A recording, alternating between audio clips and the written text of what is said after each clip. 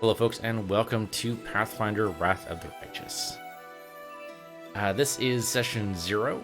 For those of you who don't know, Session 0 in Tabletop is when you establish the rules and the expectations of the game going forward. Basically, you sit down all of your players and you explain to them that, what kind of world it is, what kind of characters you expect to see. Basically, you're trying to avoid any problems that might come up at the table, whether or not min-maxing is okay, what rules we're going to be using, all that good stuff. In this case, we're going to establish difficulty, we're going to establish who our character is, and that's probably going to take most of the episode here, so especially this is Session 0. In our case, we're going to be doing the main story. We might do some of this other Season 1 DLC, but we'll see. And there's going to be some Season 2 DLC released as I'm recording. I don't know whether or not we're going to be doing much of that. There is supposed to be a roguelike mode, which I'm actually kind of looking forward to. But anyway, we're going to be doing the main story. So let's go to the next here. Difficulty-wise, there's some stuff I want to keep and some stuff I want to move around. Core difficulty is kind of where I want to start off with, but there's some problems with this that I think we'll just jump in here. So critical hits normal is fine. The problem mainly is that death is super punishing in Pathfinder, and while that's fine for a tabletop game, and I'm okay with creating a new character for a tabletop game to continue the story, that's not the way video games work. If your main character dies, the game is just straight up over. So, if this was like XCOM or something, I'd totally be okay with character death. We just roll with it, we try to make it work, it's fine. But in games like Divinity Original Sin, or here, in this Pathfinder game, we don't get a chance to continue the campaign. We just die. So, no. We're going to have Death Store on, companions are going to rise after combat, or we're going to remove negative effects on rest. This makes it a far easier game, but also just save my sanity. We're not going to let anybody level up. We're going to do all the leveling up ourselves. This way we can pick feats that complement each other. Teamwork feats especially are super useful in Pathfinder, and I have no idea if the auto generation automatically does it, so this way we control it. Enemy stat adjustments, we're going to go ahead and get slightly stronger enemies. They do regular damage to us. We are going to decrease this down to standard though. I have played a little bit of this, just enough to get a feel for both sides of this. And I think the number of enemies, it doesn't really help. So I was going to originally do this with increased enemies, but they don't give you extra experience. So at that point, it seems to be the experience is just based on the encounter, which is fine and totally understandable. You could do it based on per enemy or per encounter, and they apparently went per encounter, and that's fine. But it does make it a little bit it's more of a challenge really than anything else to really do anything other than just the standard number of enemies. We'll go and turn additional enemy behaviors on because they do some unique things when you turn that on. Encumbrance, I've never followed encumbrance rules in any tabletop game ever. It's just not worth it. I think maybe it's situational, like if you had like a dragon horde, right? There's hundreds of thousands of pounds of loot in the Dragon Horde. Okay, yes, obviously you can't just cart all that out by just shoving it in your backpack. Not even a handy haversack is going to be able to help you with that. But otherwise, yeah, it's just pointless number keeping. Weather effects will turn that to light. Character retrain, we are definitely going to turn that on. This is my first ever real Pathfinder game. I've read the books, I've watched people play on Twitch and other places, but I've never actually played a Pathfinder game myself, so this will be the first one ever, so I'm probably going to screw up my build. And if I do screw up my build, I would like to be able to respec at some point, so character retrain is going to be super important. Crusade management difficulty, interesting, it starts on casual. Multiplies by 2 the amount of resources gained, the number of recruits available for hire, 1 additional free search for instrument. Okay. If that's default on core difficulty, then we're going to leave it right there. Tempted to push it up to story because I am more interested in the story, but for right now we'll leave it on casual. That's fine. We're not going to do auto mode.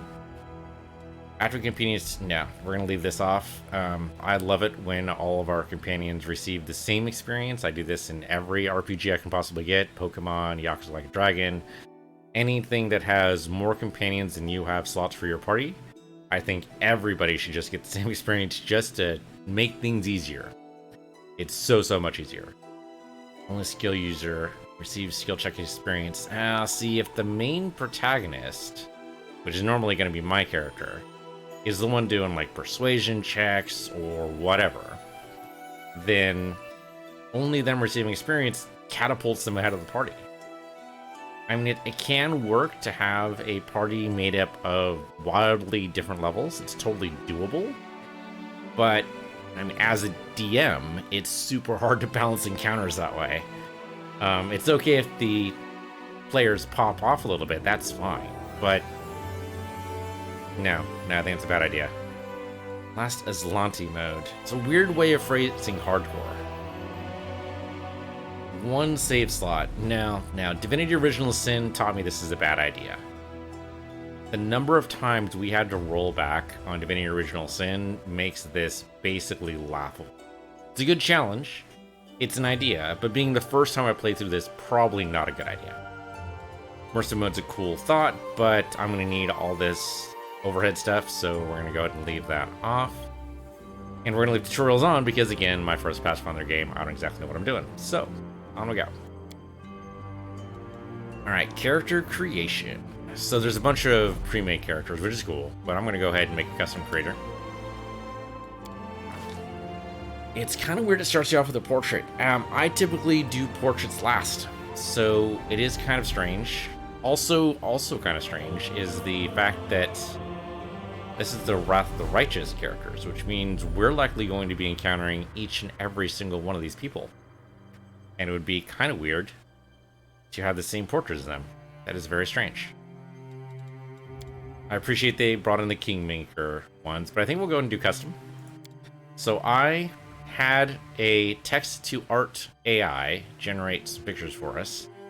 So you can see we've got a bunch of Kitsune in here. We've got some, I don't know, random humans of various types. Mori Kitsune, some dwarves. Looks like some half-orcs in here. So we've got some options. My thought is going half-orc. I think that's probably our best bet. In which case, like stat-wise, I think.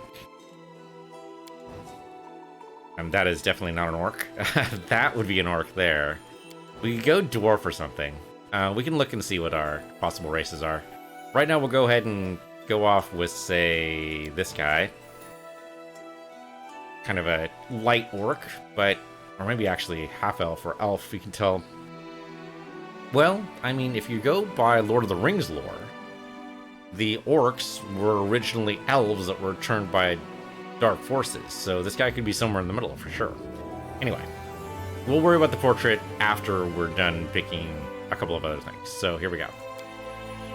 Okay, so I have an idea for a monk. I've always loved the idea of a monk. What I would also like is to multi-class at some point into Slayer, mostly for the sneak attack. If I were to do, say, Deliverer, which I believe is the one I want here. So we don't get sneak attack level 3. Okay, that's fine. I believe the Slayer's main problem is defense. So it's probably good to dip into Slayer, but I don't know if it's a good idea to start as a Slayer. Now, granted, Monk also has that same problem, at least in D&D. But we can mitigate that somewhat if we choose the right stats. Okay, so what type of Monk? Very good question. We go traditional, just straight up Monk. Yeah, this... I mean, you could just do just Monk. You don't have to choose a subclass, but most of these are pretty fun, and we would be, like, leaving a lot on the table here if we just left this as is. Kind of tempted by Quarterstaff. I've had this vision ever since City of Heroes, basically, way back in, I don't know when that went defunct, 2008, 2010, somewhere in there, about a superhero that is effectively a monk with a quarterstaff. And I've played that, well, I played that for a little while, and then I've had that as, like, lurking in my head for a while, so we could probably go with that. What do we lose here? Well, right. Flurry of blows, right. So anything unarmed would go away. That doesn't make sense. No, we still have improved unarmed strike. Okay. Which is weird because we don't get the unarmed strike. We do get the improved. That is very strange though. We get an AC bonus based on wisdom, which makes sense. That's standard for monks. Get a bonus feat. Level 2, we get evasion, which is great. Get fast movement at level 3. And a key power at level 4. And also our base attack bonus. Yeah, okay, so we get some good stuff in here. That's a thought. Scaled Fist would be the other option. Mostly because then we can still remain unarmed. Okay, we still get the bonus feats at standard. I don't know why that's different. I guess there's a slightly different option. Oh, it's the dragon style, right? Yep, that's the dragon. That's the difference. The bonus feats there for the regular monk don't include dragon style. Okay, interesting. We could look at those options later. Stunning Fist, of course, is great.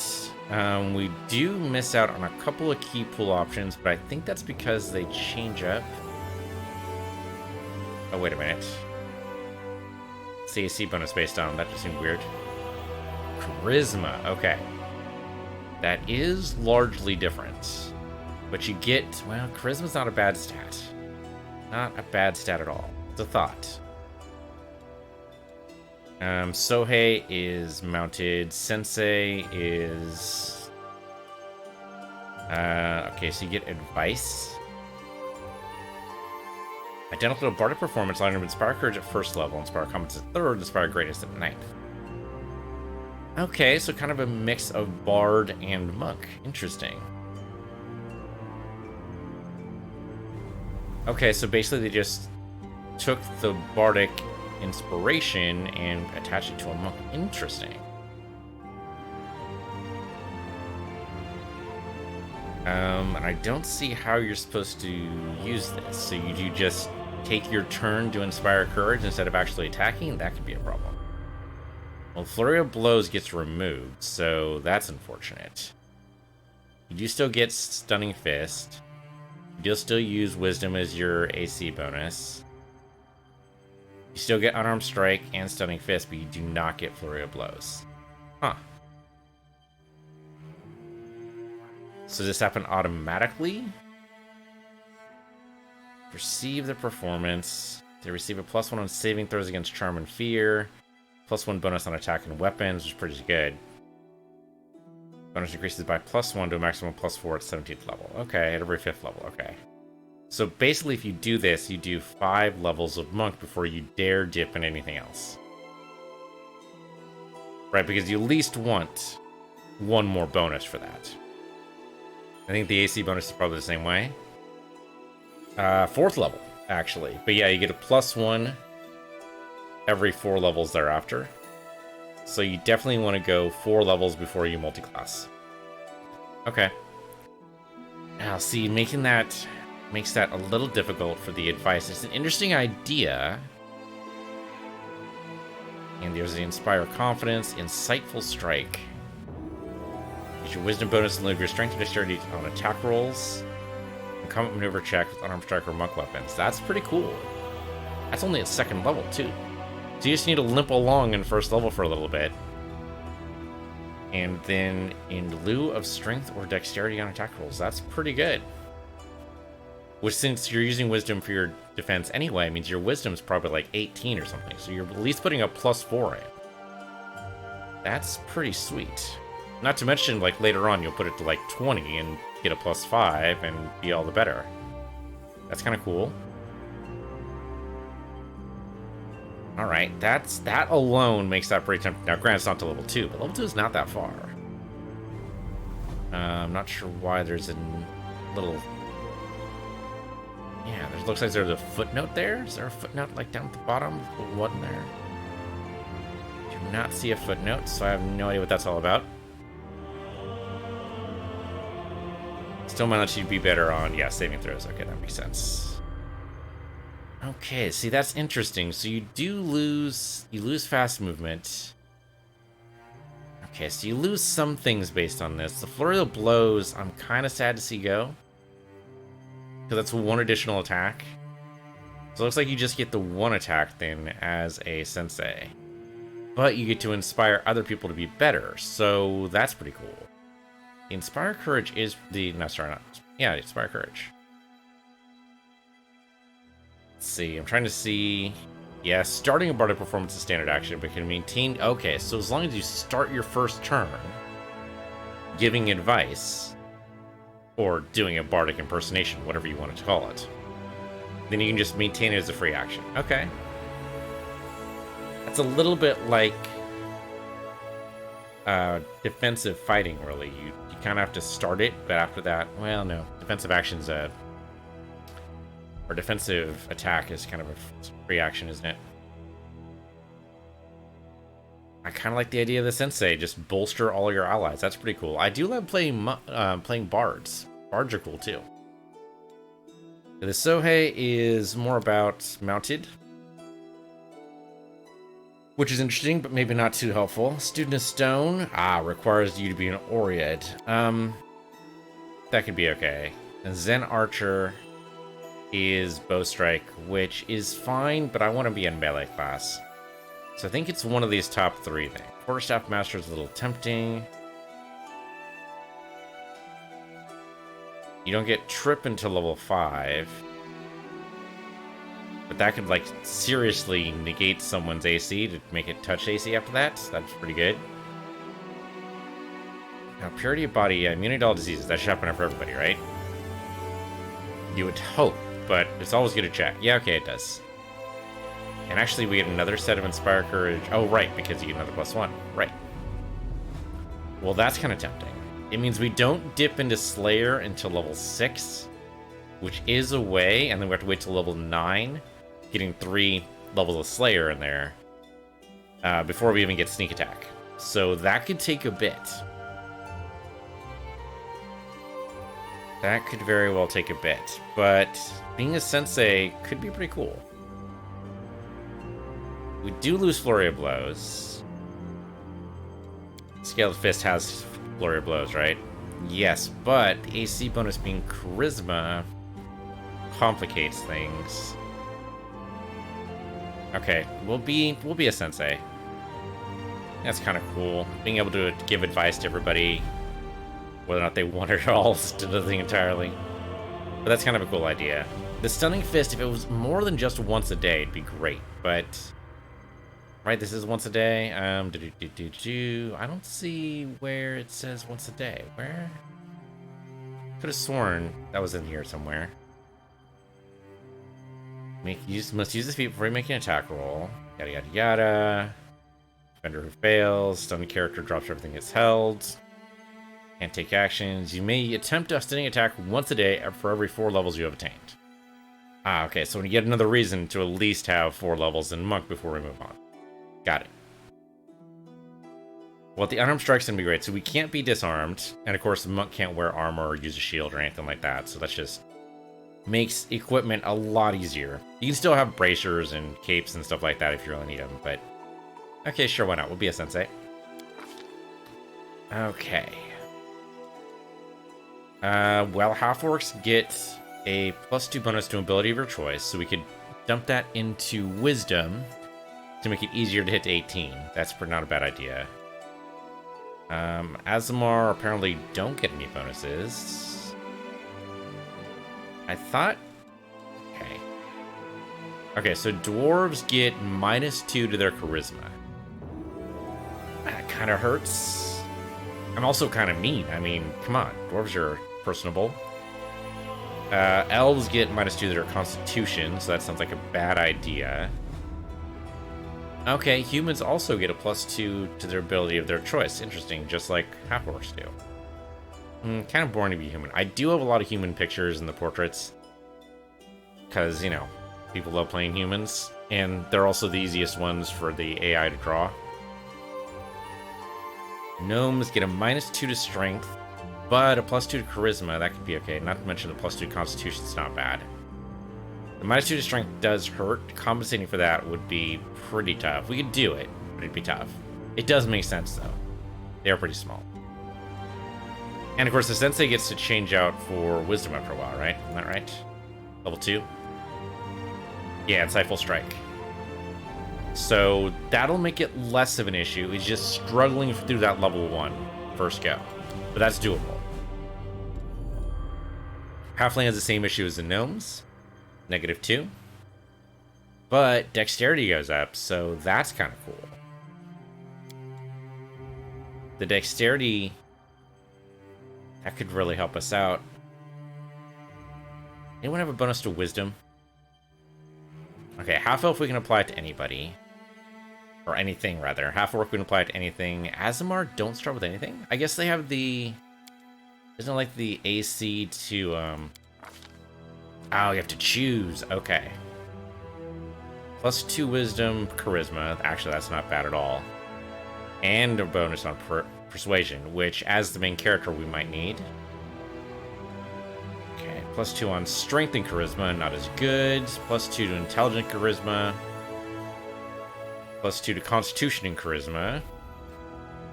+2 to constitution and wisdom. That's actually a pretty good idea. Dex and wisdom would be good, though, if we can do it. Dex and charisma. Dex and wisdom. There you go. And mobility and athletics check. It's like it was made for a monk. Shimmering avian features make them instantly recognizable. So they can act rashly. Plumekith never shirk their duty after making a commitment. Interesting. They also get invisibility spell once per day. I don't know how useful that's going to be. Okay. I'm not trying to min-max, but this is really super useful. +2 racial bonus to Dex and Wisdom is going to make it a lot easier to hit our targets. Alright. So I've looked through these a little bit. Most of these include some kind of weapon proficiency, which is great for most classes, but as a monk, I don't care. So I'm going to do this instead. So let's do Wisdom instead of Charisma when we make persuasion checks. Now, we do get both, right? No, we had Dex and Wisdom here. Okay. So being able to use Wisdom for our persuasion check is going to be really good. Okay, so we set up our stats. So we want 18 at least in Wisdom. Ideally the same in Dexterity. But then we can't ignore everything else. Yeah, that already leaves us in a pretty horrible spot. Let's drop Dex down to 16. Then at least I can get my intelligence up. That gives us another skill point at the very least, which we'll need. Get our constitution up just a smidge. We don't need charisma, technically speaking. We're already doing fine with the wisdom attached to that. Maybe boost it up on intelligence. Yeah, that should be fine. Okay, so that's a +7 to our AC. That's pretty good. That'll work out. Alright, here's our skills. Let's go with... I think athletics and mobility as a monk makes perfect sense to be tied to, and we'll go with persuasion and perception. It seems like we're going to need to be able to spot things on the regular, and as the main character, we're probably going to be the one to talk. If we're going to be an Aasimar, though, who would that be here? Who really embodies Aasimar? I mean, kind of her. Could see maybe her. He looks pretty cool, but I think his eyes are wrong to be an Aasimar. Need like that glow. And especially it's supposed to be like avian features. She's kind of awesome. I do like that. I do like that image. You can kind of see it there. We could not choose Aasimar. I mean, that's a thing. Maybe we don't choose Aasimar because I don't have a picture for it. I mean, there's someone who's definitely embodies Aasimar right there. I have no idea what that green thing is, but we'll assume it's just a brush stroke. Yeah, either of these two embody Azamar to me, but not with really... I mean, you kind of see maybe some avian features a little bit there. But maybe half-orc instead? Oh, there's a freaking Azamar right there. Her eyes closed or are they glowing? It's one of the two. Actually, I think they're open. I think they are in fact glowing. So that could be kind of cool, though. Avian features is not exactly what I would call there. Oh, that's fantastic hair, though. Yeah, see, I love these. I love these images. She's great, too, but Monk is not what I think of when I think of her. I think of, like, a Arcanist or Oracle, maybe. Some kind of magic user. Okay, if we don't do Hazamar, because I can't find an image for it, I guess I could try having the AI make something, but I've already done that part, so let's do this instead. Let's do half-orc. At least then we'll be able to get the wisdom up. The dex is gonna hurt, though. Okay, if I do half-orc as... I do like the +2 on nature checks and the additional bonus to saving throws, but I think we'll go skilled because the additional skill point could be good, too. Acolyte's still a good idea, because we're mainly wisdom-based. Oh, haha, chose the wrong picture there. If we're doing half-orc, probably this guy, or, let's see, this guy would definitely be a half-orc. The ears give him away. This guy for sure is an half-orc, he's just missing the tusks. Who else would be a half-orc? Oh, maybe this guy. Yeah, that guy definitely has kind of an orcish look to him. Can't tell really because the hood's covering most of it, but I like the stare this guy has.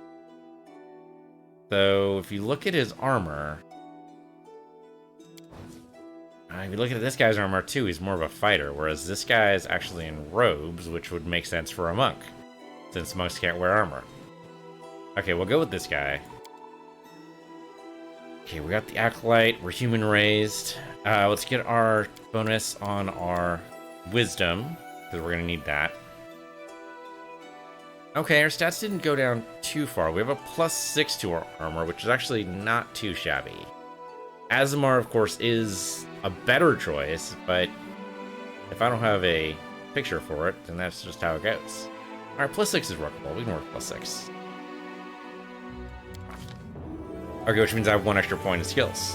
I don't know, knowledge world? Recall knowledge about geography, history, locales, or nobility. Or we can go knowledge religion. We already have a +5 there as being a monk. Or wisdom, actually, but also the competence for being a monk. So, sure, why not? We'll make that equal to our lore religion check. So we boost lore nature. That's already a +4, that's fine. Alright, what about feats? Okay, as an orc, we get, or half-orc rather, we get some options. Deflect arrows is kind of cool, but I think we get that as our monk bonus feats, so I don't think we need that. Dodge is probably in the same camp. We don't need any weapons. Endurance is a cool idea. Better checks on athletics and fortitude save. That's pretty cool. Extra performance. Oh, because we're technically a somewhat bard, right? Interesting. For 6 additional rounds per day. Oh, but Ironhide. Yet more armor. To make up for not being an Azamar, let's just give ourselves some more AC, maybe? Yeah. That might be the way to go. The endurance is tempting. And then these are not recommended here. Okay. Yeah, the endurance is tempting for sure. Interesting. Get a +2 bonus on saving throws there.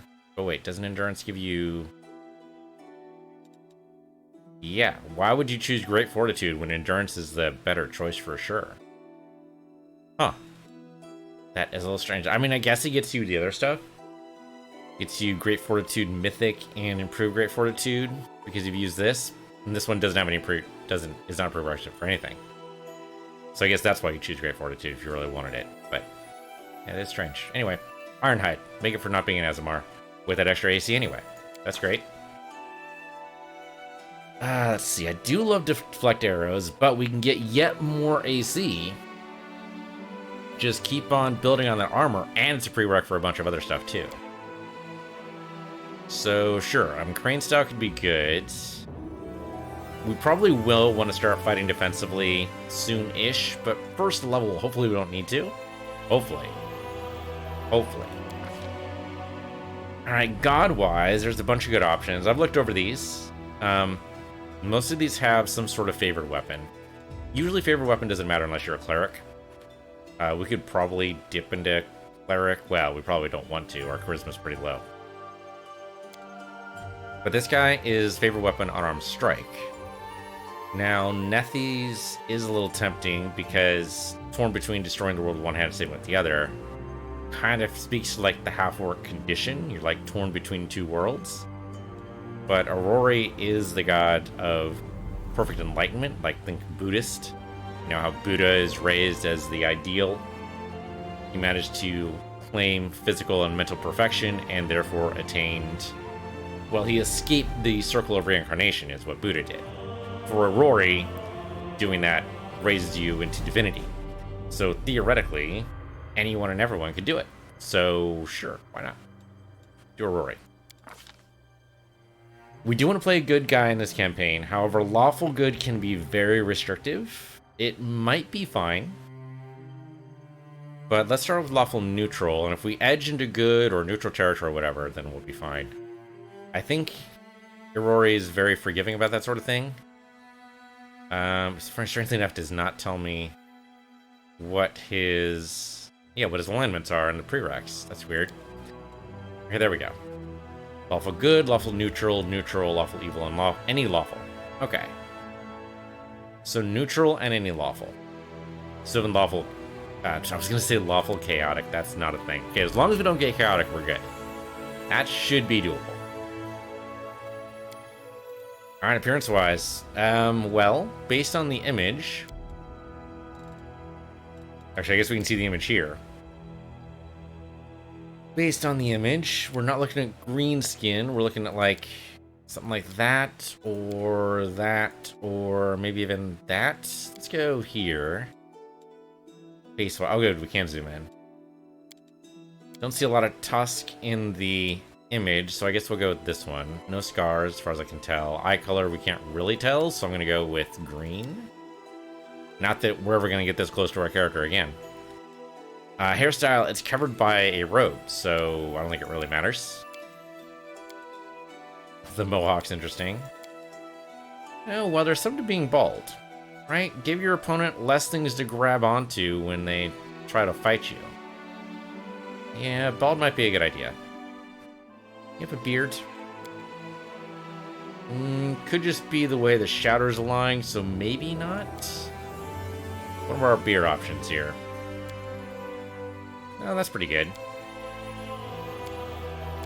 The rest of these would definitely show up in the photo.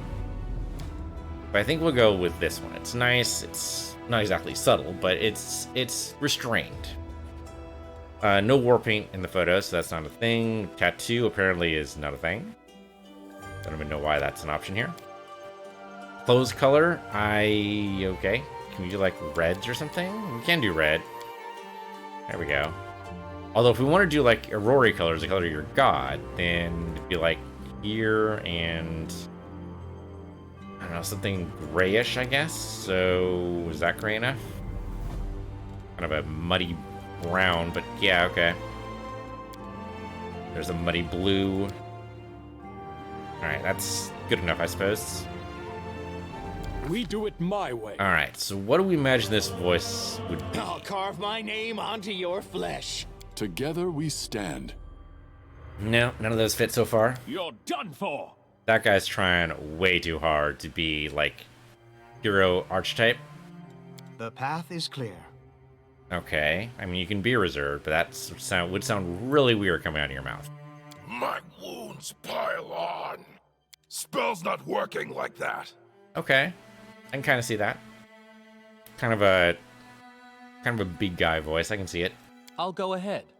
That is not a big guy voice. That is like A tiny little mage. Damn it all. Ah, and march, march. All I do is march. That kind of has like a dwarven sound to it. I don't know why I think that. I'm not touching that. Oh, well, the accent's clear there. Yeah, that's stereotypical dwarven right there. Could be fun to have that. Damn, son! Beautiful. Not sure about that one. I sense something. I need to concentrate. Okay, I think this actually fits, right? We have a wise character. That's the reason why he's a sensei, is we're gonna be handing out our wisdom anyway.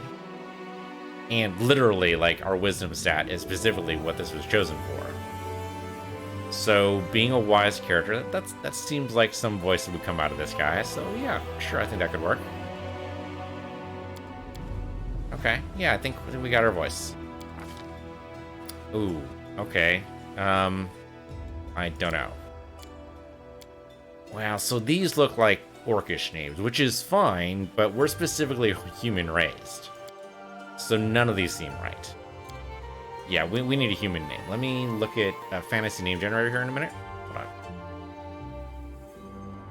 Okay, so the fantasy name generator, Tidsi, Bertio, Otham, Rika. Not sure about any of these. Oh, Goward. Goward's a good one. I like Goward. So I'm thinking that's how you pronounce that. Well, it is now, I suppose. It's like someone, spelling Stephanie with a Y. You might get a little puzzled at first, but no, it's pronounced Stephanie. On birthday, I don't even know what significance this box we have. I mean, when anyone asks me my birthday, I always say January 1st. Because unless you really honestly need to know, the only thing you care about is what year I'm born.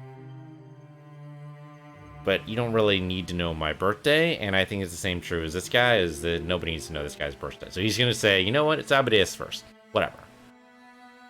Or Abadius?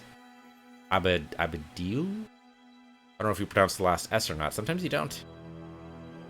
I'll need to Okay, what do we got here? So, what? Armor class is wrong. That's weird.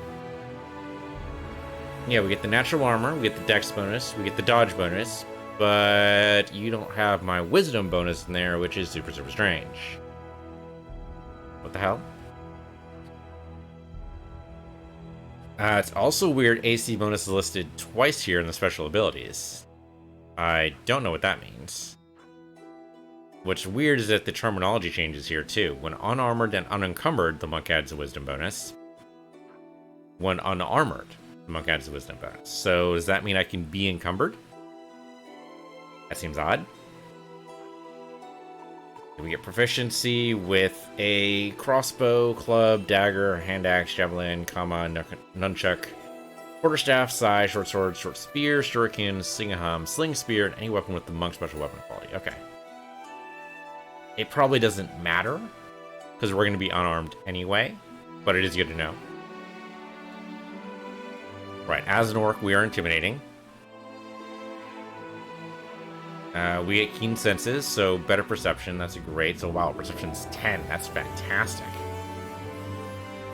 We are skilled, which is why we have a skill rank. And human raise, which is why we're skilled. All right, so all good. Wow, 10 perception. He's spotting guys from like halfway across the map. It'll be great. I don't understand the defense. I'm assuming this is a bug, and that when we get into the actual game, it'll be fine.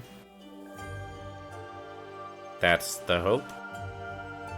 All right. Well, there's our character. There's our expectations. We're going to be playing a good guy. Half orc or no, there's no reason why a half orc. Just because you look bad doesn't mean you have to be bad. We're going to be a sensei monk. We're going to be inspiring courage all day, every day. And we're going to be beating up people with our bare hands, with our improved unarmed strike, and maybe even sometimes our stunning fist. All right. Thanks for watching. This has been Pathfinder, Wrath of the Righteous. I'm Peace Universe, your Peace Universe 2. And I'll see you guys next time.